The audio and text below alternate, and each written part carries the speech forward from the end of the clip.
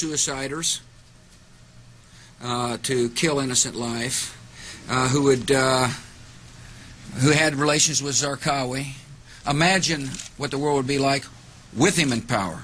The idea is to try to help change the Middle East. Now look, part of the reason we went into Iraq was the main reason we went into Iraq at the time was we thought he had weapons of mass destruction. It turns out he didn't, but he had the capacity to make weapons of mass destruction. But I also talked about the human suffering in Iraq, and I also talked the need to advance a freedom agenda.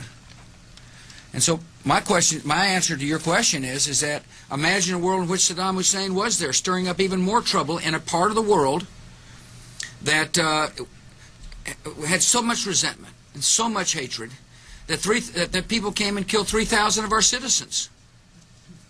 You know, I've heard this theory about, you know, everything was just fine until we arrived, and you know, kind of the stir up the hornet's nest theory. It just doesn't hold water as far as I'm concerned. The terrorists attacked us and killed 3,000 of our citizens before we started the freedom agenda in the Middle East. They were. What did Iraq have to do with what? The attack on the World Trade Center. Nothing, except for it's part of, and nobody's ever suggested in this administration that Saddam Hussein ordered the attack. Iraq was the lesson of September 11th is take threats before they fully materialize, Ken.